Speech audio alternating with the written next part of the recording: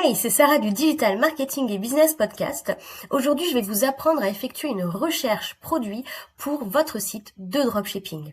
Alors, qui suis-je? Je gère différents business en ligne, tels que le site de voyage whattheplan.com, le site jouetchat.com, qui est un site de dropshipping de jouets pour chats. J'ai également un MBA en Digital Marketing et Business. J'étais professeur en fait de Digital Business à l'ESCA, l'école de commerce sur le campus de Shanghai. Et j'ai eu l'occasion de gérer des dizaines de stratégies digitales pour des entreprises avec des budgets conséquents. Aujourd'hui, je vous propose donc de vous montrer comment effectuer une recherche de produits.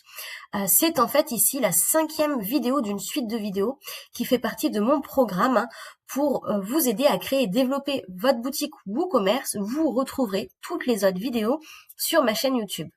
Si vous avez besoin d'un accompagnement un petit peu plus personnalisé avec moi, j'offre également des consultations gratuites de 30 minutes. Pour la booker, c'est très simple, je vous mets le lien Calendly dans la description de cette vidéo. Vous avez également mon email si vous avez des questions à me poser. Aujourd'hui, du coup, on va voir comment faire une recherche de produits. Comment choisir en fait les produits que vous allez vendre sur votre boutique, comment choisir les fournisseurs notamment de ces produits. Alors premièrement, il y a 2 stratégies dans le choix des produits que vous souhaitez vendre. Soit vous vous orientez vers des produits tendance, on appelle ça des best-sellers, et vous surfez à chaque fois sur une vague de mode, sans choisir de niche, donc sans choisir, on va dire, d'industrie. Par exemple, moi, ma niche, ce sont les jouets pour chats. J'ai choisi cette niche parce que j'ai des chats. Les jouets pour chats, j'aime bien. Ça me fait rire à chaque fois que je regarde, que je cherche des produits. Ça correspond en fait à mes intérêts personnels. Donc je vous conseille en fait moi de choisir une niche plutôt que de surfer sur des produits tendance, peu importe l'industrie. Pourquoi? Parce que si vous vendez des produits que vous consommez vous-même, que vous connaissez et que vous aimez, vous allez naturellement déjà avoir connaissance des tendances. Vous allez naturellement faire votre veille, vous allez apprécier travailler, on va dire, et donc vous n'allez pas abandonner votre boutique de dropshipping parce que ça vous plaira tout simplement de le faire. Donc, vous choisissez le type de produit en général que vous souhaitez vendre, si possible une niche, ça peut être des produits high-tech, ça peut être des produits de décoration, des produits fitness, des produits, voilà, ça peut être des vêtements tout simplement. Et ensuite, donc, pour votre recherche produit, vous pouvez commencer par les produits que vous connaissez ou que vous avez testé moi-même. Par exemple, sur ma boutique de jouets pour chats, en général, dans les balles, j'ai testé, je crois, 3/4 des balles qu'il y a sur jouetchat.com. J'ai tout simplement acheté les balles. Mes chats jouent avec les balles. Donc je connais très bien mes produits, c'est un avantage, et ça me permet également de faire des vidéos de mes chats qui jouent avec les balles. Voilà, ça c'est bébé et là c'est bonbon. Donc ça vous permet également d'avoir la main en fait sur votre marketing et de mieux travailler vos fiches produits. Alors, ensuite, pour effectuer votre recherche de produits, ce que vous pouvez faire, c'est aller sur les plateformes e-commerce. Donc, les plateformes e-commerce, il y en a plein. Il y a par exemple AliExpress, Amazon, eBay, vous avez aussi Cdiscount. Pour rechercher en général, là je parle en général, quand je parle des plateformes e-commerce, pour avoir, on va dire, pour récolter des idées de produits que vous souhaitez vendre, mais aussi des idées de prix, des produits. Donc par exemple, vous pouvez aller sur AliExpress, vous allez dans toutes les catégories. Si vous souhaitez vendre, par exemple, je sais pas, moi on va dire je veux vendre des produits high-tech, je vais cliquer sur informatique bureautique. Est-ce que c'est ça, non? Oui, c'est ça. Je me suis dit bureautique, j'ai vu les fournitures de bureau, je me suis dit c'est pas trop ça. Bon, voilà, par exemple, vous avez les ordinateurs, les tablettes, etc. Donc regardez, jetez un œil, parce qu'il y a toujours des produits, il y a toujours des choses qu'on ne connaît pas. Il y a des nouveautés, il y a des petits produits auxquels on n'avait pas pensé. On va se dire, ah oui, c'est vrai, tiens, je peux ajouter ça. Je vous conseille de faire la liste sur un fichier Excel. Je vais vous montrer ça ensuite. Faire la liste des noms de produits que voilà vous souhaitez vendre, tout simplement, pour commencer. Donc recherchez sur AliExpress, recherchez sur Amazon. Voilà, allez tout d'abord dans les catégories de vos produits. Ici, on a par exemple high-tech, audio, hi-fi. Passez un petit peu de temps à faire un petit brainstorming sur les différents sites de e-commerce. Voilà, vous avez eBay ici, toutes les catégories, etc. Ok, quelque chose que vous pouvez faire également sur ces sites e-commerce, c'est utiliser leur outil meilleure vente. Donc par exemple, je vais revenir sur la page d'accueil de AliExpress. Hop. Et vous pouvez directement accéder aux meilleures ventes ici d'AliExpress. À quoi ça sert? Eh bien tout simplement à savoir quels produits se vendent, quels sont les produits qui fonctionnent, parce que vous allez forcément avoir sur votre boutique e-commerce des produits que vous n'allez pas réussir à vendre. Des fois c'est parce que les images sont pas du tout belles. Des fois, c'est parce que vos fiches produits ne sont pas travaillées. Des fois, c'est parce que vous avez pas fait de publicité pour ce produit. Mais des fois, c'est tout simplement parce que le produit n'est pas intéressant. Voilà, donc pour choisir un produit intéressant, soit vous connaissez bien le produit, vous savez que ça se vend, soit voilà, il est dans les meilleures ventes. Donc vous avez des chiffres, vous savez combien de produits se vendent. Pour vous donner une petite idée, ce que vous pouvez faire également pour connaître le nombre de produits vendus, par exemple, moi si je tape balle chat sur AliExpress, vous avez ici, voilà, ici c'est mentionné, c'est écrit plus de 1000 vendus ici, plus de 10 000 vendus ici, là il y en a 8 qui se sont vendus, etc. Donc là voilà, c'est vraiment une donnée à prendre en compte pour choisir les produits que vous voulez mettre sur votre boutique. Sur Amazon également, vous pouvez regarder les meilleures ventes. Donc, lorsque je vais dans toute catégorie, ici, j'ai les meilleures ventes. Hop. Donc, les meilleures ventes de livres, les meilleures ventes en sport, de loisirs, etc. par catégorie d'articles. Et ça peut être également intéressant de check les dernières nouveautés. Voilà. Pour voir s'il y a des trucs qui vous semblent intéressants. Voilà pour les sites e-commerce. Ensuite, hop, je reviens à mon petit Word. J'ai écrit qu'il fallait check les sites des concurrents. Donc je vous en parlais tout à l'heure, je vous ai dit, voilà, e-commerce, on prend large. Mais si vous voulez vraiment savoir les produits qui existent dans votre niche et ce que proposent les concurrents, c'est d'ailleurs une première approche pour aller vers l'étude de marché. Donc c'est important de savoir ce que proposent vos concurrents. Donc moi par exemple, comme concurrent, j'ai Zoomalia, qui est, on va dire, que je considère comme concurrent parce qu'il vend des produits pour chat, mais qui n'est pas forcément mon concurrent direct, puisque voilà, Zoomalia c'est une grosse entreprise, ils ont une équipe entière. Moi je suis toute seule avec ma petite boutique. Donc voilà, tout est relatif. Je peux pas par exemple avoir les mêmes économies d'échelle que Zoomalia. Et également, Zoomalia ne vend pas que des jouets pour chats. Zoomalia est une animalerie pour tous les animaux domestiques. Donc là, je vais quand même y aller pour avoir une idée des jouets pour chats proposés par Zoomalia. C'est également utile de regarder les sites des concurrents pour savoir comment est-ce qu'ils organisent leurs produits, comment est-ce qu'ils les catégorise. Ici, on voit que Zoomalia catégorise ses produits, ses jouets pour chat notamment, avec tunnel, jouets Kong, laser, souris, etc. Je conseille pas de copier ce que fait Zoomalia, je conseille toujours d'avoir son propre branding, sa propre stratégie, que les gens vous choisissent pour ce que vous êtes vous, et non pas parce que vous avez fait pareil que quelqu'un d'autre, ça ne sert à rien. Donc du coup, vous pouvez par contre vous inspirer de ce que fait Zoomalia, ça peut vous donner des idées, et puis laisser place ensuite à la créativité. Vous pouvez regarder également les fiches produits des articles.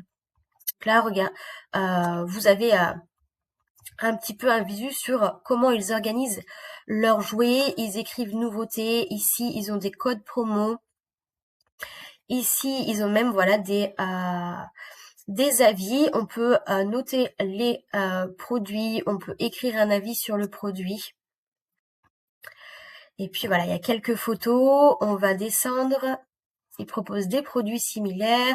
Voilà la fiche produit. On a également encore des photos. Leur fiche produit est plutôt courte, simple. On voit que les mots-clés sont mis en gras. Voilà, je vous conseille vraiment de faire ça. Ça vous aidera notamment à avoir une connaissance, une première approche de votre industrie. Ensuite, vous pouvez d'ailleurs faire un Excel avec la liste de vos concurrents pour regarder un petit peu souvent ce qu'ils font sur leur site, puisque vous pouvez avoir bien entendu des évolutions. Ensuite, vous devez regarder les réseaux sociaux, parce qu'on le sait, de nos jours, les produits ne sont pas seulement disponibles sur le web, on va dire, sur le web accessible via desktop,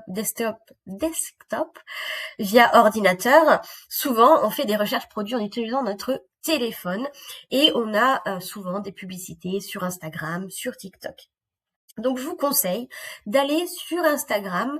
J'ai testé, donc c'est la fonctionnalité n'est pas encore disponible sur Instagram, de rechercher pas sur Instagram, sur PC, de rechercher par hashtag.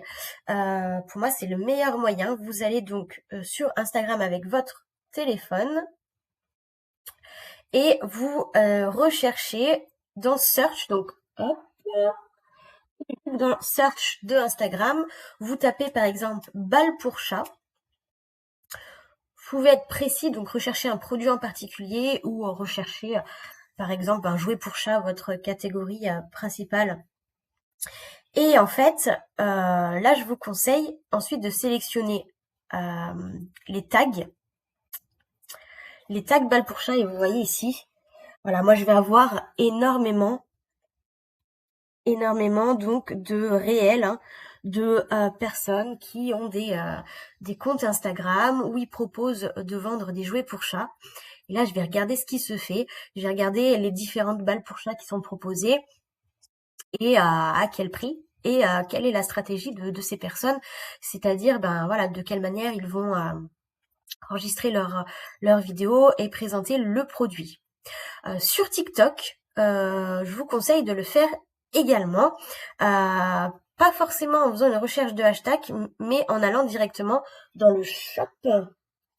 Voilà, j'ai une petite notification. Voilà, vous pouvez aller dans le shop de TikTok, donc la boutique, et là, voilà, voir tous les produits qui se vendent sur TikTok.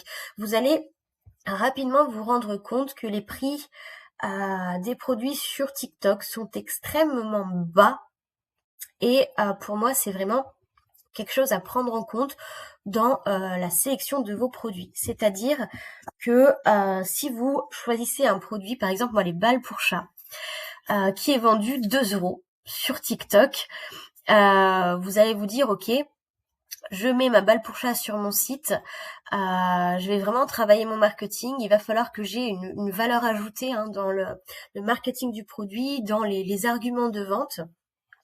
Et puis ça va m'orienter ensuite sur le choix, on va dire, de ma stratégie marketing. Donc je sais dès le début en fait que mes produits vont, ont de grandes probabilités, on va dire, de moins se vendre sur TikTok, parce que je vais arriver sur sur une plateforme où les jouets pour chat, notamment les balles pour chat, sont extrêmement peu chers. Donc voilà, quand les gens vont voir 2 € la balle pour chat et puis la même balle pour chat à 8 €, et ben ils vont sûrement acheter la balle à 2 €.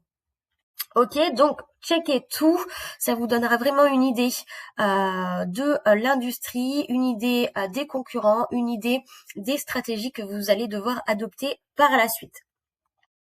Ensuite, je vous conseille également de faire une recherche Google.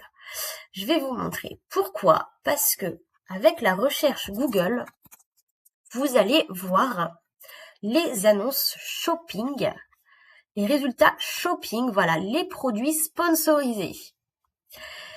Et là, pareil, vous allez donc pouvoir voir qu'est-ce qui se fait dans les jouets pour chat. Là, on voit Animalist qui vend ce serpent, 15,99 €, ok. Donc voilà, différents types de produits avec différents prix. Vous avez ensuite voilà des informations sur vos concurrents, hein. Vous pouvez trouver vos concurrents de cette manière-là. Ensuite, vous pouvez utiliser Google, mais bien entendu, de nos jours, et je vous encourage à le faire, vous pouvez faire une demande aux outils IA. Donc avoir une petite prompt IA. Moi, ce que j'aime bien faire, c'est demander à Perplexity. Vous pouvez aussi demander à ChatGPT. On va dire, fais-moi une liste de 50 jouets pour chat que je peux proposer dans ma boutique en ligne. Regarde les produits, on va dire, regarde les produits qui se vendent. Alors, je peux pas forcément lui demander les produits qui se vendent le plus. Perplexity pourra pas forcément check. Ça, ce sera plutôt Comet. Je vous en parle juste après. Regarde les produits proposés par les principaux acteurs du secteur. Et c'est y part. Donc là, voilà.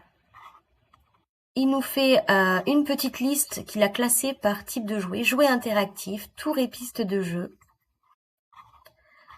Hop, hop, hop. Si vous voulez regarder, donc qu'est-ce que c'est ça, cette balle multipeluche, vous avez donc la source ici.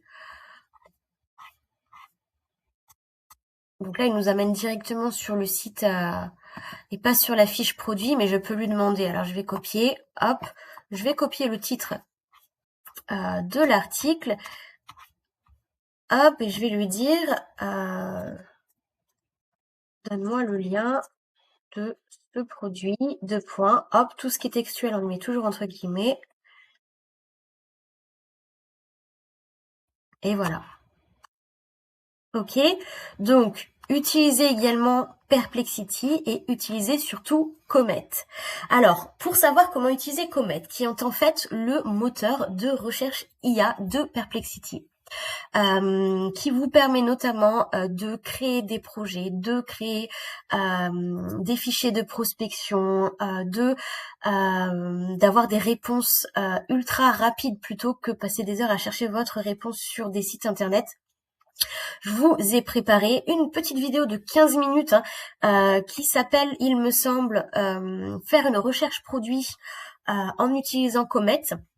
Donc, je vous encourage à regarder cette vidéo parce que ça va vraiment vous simplifier la recherche produit, notamment comment rechercher les produits les moins chers. Voilà. Ensuite, là, on a fait un bon petit tour de comment effectuer la recherche produit. Ce que je vous conseille de faire, bien entendu, c'est toujours de faire une comparaison des prix fournisseurs. Et attention, on compare toujours les prix fournisseurs, non pas en tenant compte que du prix d'achat, mais en tenant bien compte du frais de port additionnel que l'on va payer. Je vous explique. Ici, je suis sur AliExpress. Je vais chercher des écouteurs sans fil. Hop. Ici, je sélectionne ces écouteurs. Je vois qu'ils sont à 8,79 €. Et ici, la livraison est gratuite dès 10 € d'achat. Là, je suis à 8,79, hein, on n'a pas atteint 10 €, donc je vais devoir payer un frais de port. Si je clique sur acheter maintenant, je vais avoir accès au frais de port qui est de 1,99 €. Et donc, voilà, toujours check ça. Pourquoi? Parce que des fois, les vendeurs AliExpress, notamment, aiment beaucoup mettre un prix produit extrêmement bas. Donc, vous allez avoir, moi, dans mon cas, j'ai vu des arbres à chat qui vont être à 10-20 €. Et ensuite, des frais de port. Les frais de port qui vont s'afficher à 40 €. Voilà, donc, toujours faire ça. Et je vais terminer la vidéo par vous montrer mon fichier Excel. Donc c'est le fichier Excel que je vous conseille de construire pour faire votre recherche de produits. Une fois que vous avez bien fait votre recherche produit, vous devez arriver à un fichier Excel qui ressemble à ça. Vous pouvez l'adapter, hein. Moi c'est comme ça que je m'organise. Qu'est-ce que vous avez dans ce fichier Excel? J'ai tout simplement, donc ici en rose à chaque fois, les noms des produits, avec en colonne donc le lien des différents fournisseurs que j'ai identifiés. Nom du fournisseur, bon je l'ai pas rempli systématiquement, mais voilà, l'idée c'est que je mette les différents fournisseurs pour le produit que je souhaite vendre, avec les prix d'achat ici, avec les frais de port, les frais de port ensuite. J'obtiens donc par un petit calcul, hein, d'addition du prix d'achat et du frais de port, j'obtiens le prix total, le coût total d'achat du produit. Voilà le prix de vente que j'ai souhaité mettre après avoir fait une recherche des prix de vente également de mes concurrents, hein. Et voilà la marge à laquelle je suis censée aboutir par produit. Donc voilà. Et ensuite, vous choisissez tout simplement de vendre le produit qui vous rapporte le plus de marge. Voilà. Il faut check ça un peu souvent parce que des fois, vous avez des fournisseurs qui vont augmenter les prix d'achat. Donc ça, il faut le voir, mais vous avez heureusement des outils d'automatisation qui vont, lorsque les prix d'achat de vos fournisseurs vont augmenter, les outils d'automatisation de dropshipping vont automatiquement augmenter vos prix de vente pour avoir des marges qui restent les mêmes. Voilà, c'est tout pour cette vidéo. J'espère que j'ai été claire. J'espère que ça vous a été utile. Si vous avez besoin d'une consultation gratuite de 30 minutes avec moi, je vous rappelle que vous avez le lien Calendly dans la description de cette vidéo. Et moi, je vous dis à bientôt.